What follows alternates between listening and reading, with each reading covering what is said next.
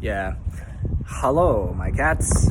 Candles, transformative light and warmth, Ashigaru, sharp-willed peacemakers, and tides. Share light, share intuitive pull, and share good experiences called the water cycle. Memories worth sharing. Now, yeah, I talk a lot about world peace and such, so let's talk about why war sucks and why we need to not honor it, not support it, and not do anything. Suppose you were put into a Sophie's choice of, okay, I'm of age for the draft, and I can either just like surrender it and do my time, or try moving and adapting to a place I don't really want to be and can't really imagine calling home. Is that really a great thing to do to somebody who's willing to serve? And then, coming back and being met with complete ingratitude and things like that. I mean, what kind of homecoming is that, right? So, not to mention, what you just went through was probably horrible because, let's face it, any aspect of war, even if you didn't see combat, is just messed up and stupid. Like, I can't imagine waking up every day knowing that, we're in some kind of conflict over something I had nothing to do with, over something they had nothing to do with, and we're supposed to, risk our lives for it. We're supposed to, hate these people, and for what reason? I grew up thinking that everybody matters and that, everybody should have a chance, and, I'm supposed to hate these people? Okay, that's not great. And then, it's just day after day, that's got to weigh on you. And then just come home and, maybe it's not really what you wanted. Not a great reception, not a good homecoming.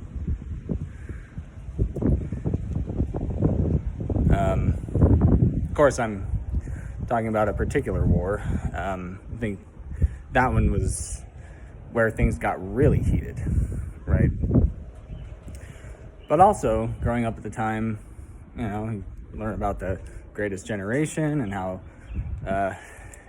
honor is attached to things and all of these different things. So I could see the expectations, and, I'm reminded of that scene in 500 Days of Summer where it's expectations versus reality.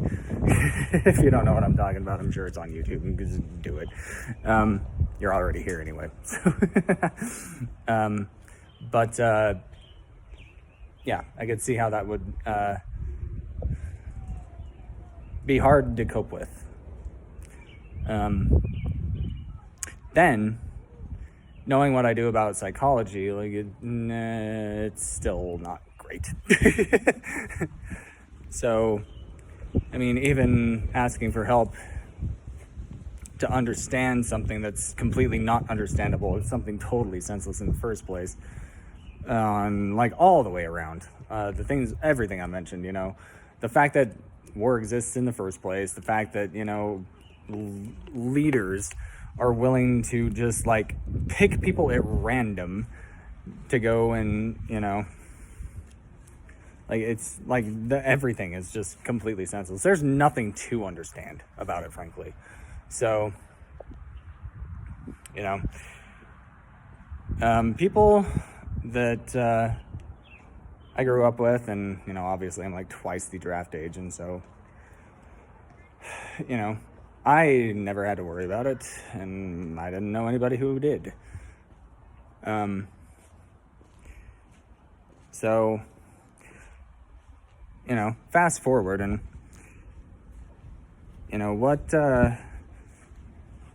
what happens if those things don't really get spoken or dealt with because you were in a time where opening up about anything was,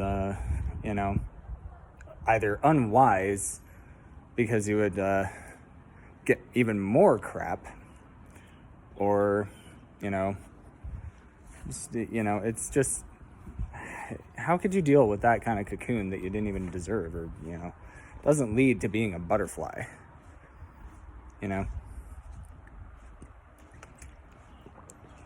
Well,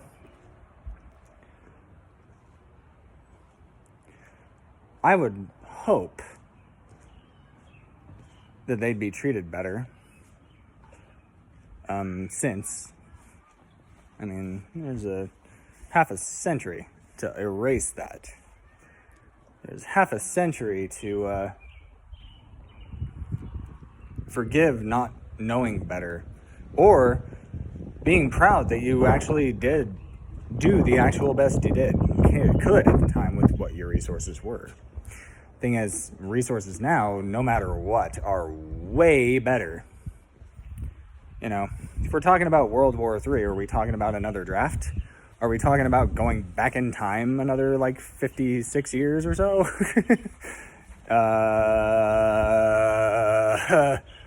Bad move. Obvious bad move.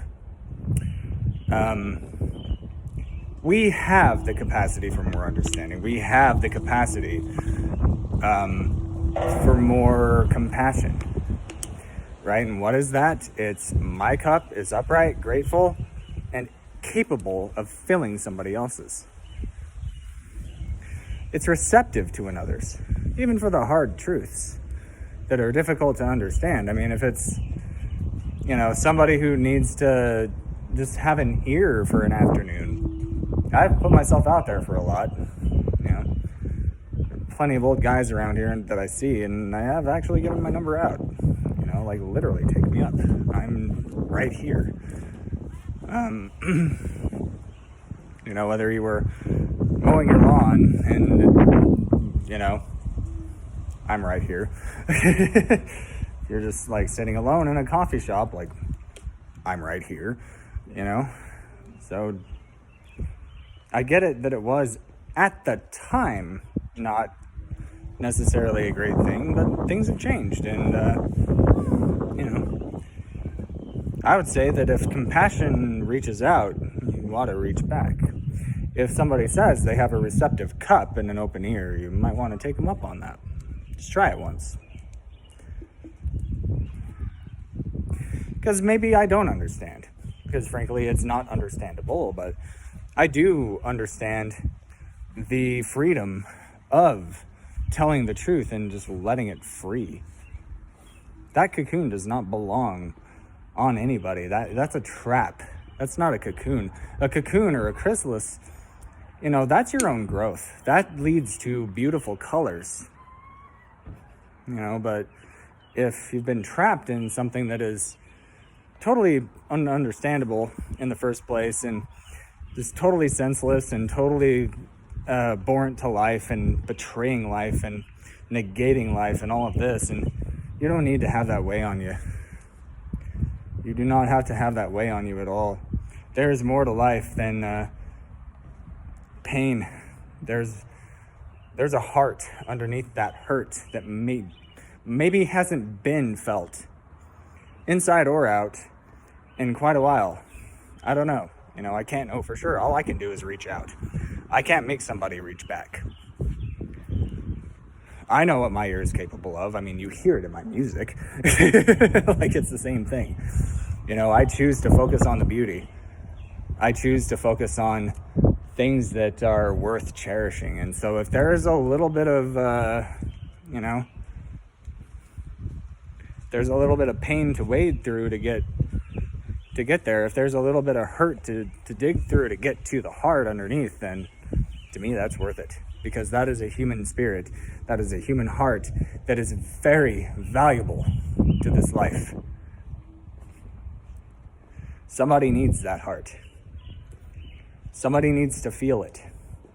Somebody needs to know that it is still there. Could just be you. So I already recognize that. I already see it. I already wrote the songs. The one I just got through writing is it's a beautiful one, and that includes you. It's called The Greater Prism. It's about all of our hearts, and none of them are broken. They are the right shape. They always have been, and When we are able to release all the stuff that weighs us down, then we get to shine our true color. And it is necessary and vital, especially when it's open and vibrant in the whole human color spectrum, the whole rainbow, and you are a very important color in that. So I don't know who needs to hear this, but, it applies more to, I guess, obviously, Vietnam veterans and old guys, but, the strong silent types, the more private types, but there's no strength in silencing. There's strength in telling truth. There's strength in, saying, where you can stick it. You know where you can stick it. If you want this war so bad, you go do it. Let's see you do it. Let's turn the table and draft Trump to go lead the front lines. Let's see how he likes it. Let's see how he will lead. Because you know what? That's George Washington, right? That's a real leader. It's like, okay, well, shit. We tried to flee. We fled. We found a place, and we want to just make peace and, coexist with these new people that we found. And look at the color of their skin. It's freaking awesome, isn't it? Look at how they talk. Look at their way of life. This is cool. And then, no. Oh, you're going to chase us down? Just for what? Oh, this tea stuff? That's important to you? Bonk! Yeah, no, thank you.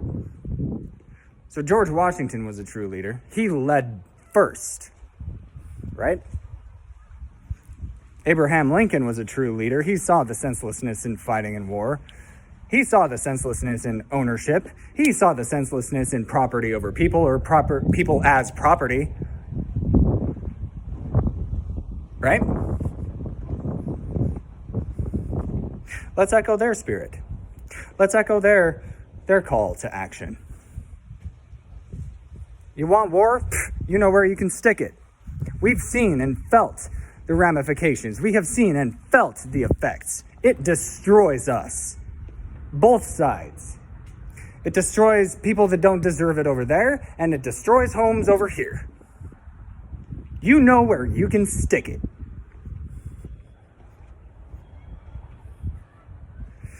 There is so much beauty in being able to open up and use your voice.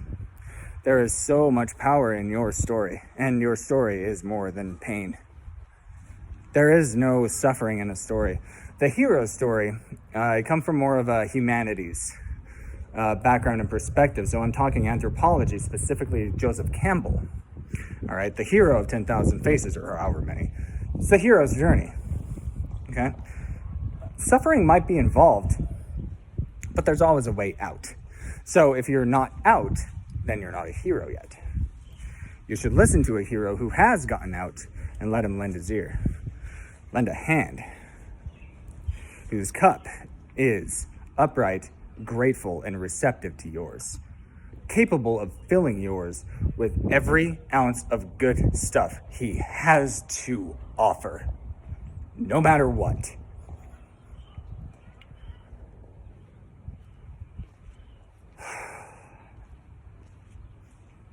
I used to be silent as well. Not because I was strong. I was strong for different reasons. I was silent because I felt unsafe to tell the truth. And now that I do tell the truth, I realize why. But I've also understood that strength is in telling the truth. And the whole truth. And getting it out there.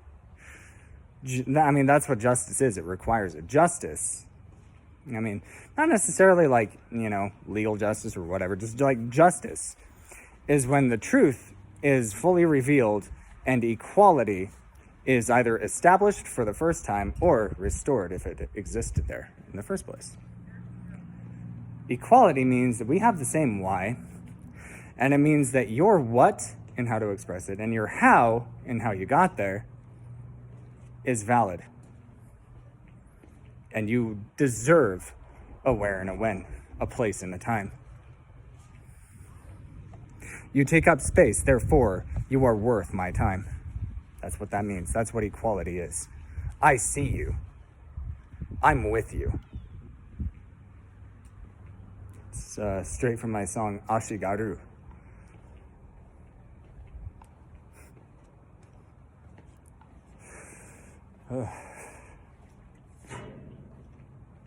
So, the reason I get so pissed off is because I do offer so much good, and no one takes me up on it. Nobody. I have extended my ear, my hand, my heart. Nobody. That's why I get pissed off. I tell the truth, but it doesn't come back. I get sent messages instead that don't work anyway. It's all bark, no fruit.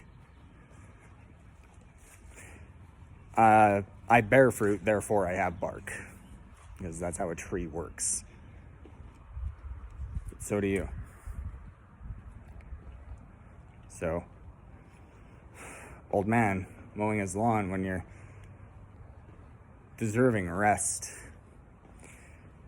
deserving an ear for your actual full story. I'm here. Quiet guy in the coffee shop, the bright eyes. I'm here for you.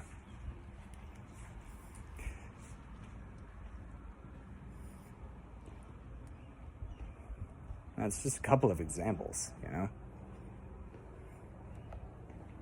I never grew up with a grandpa, so I don't know what that's like. I adopted a couple in jail. They were cool.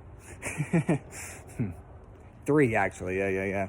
There was the one that couldn't breathe well. I taught him how to meditate, and he breathes better because I exist. Because I happened to be there and we crossed paths. There was one who was a fisherman.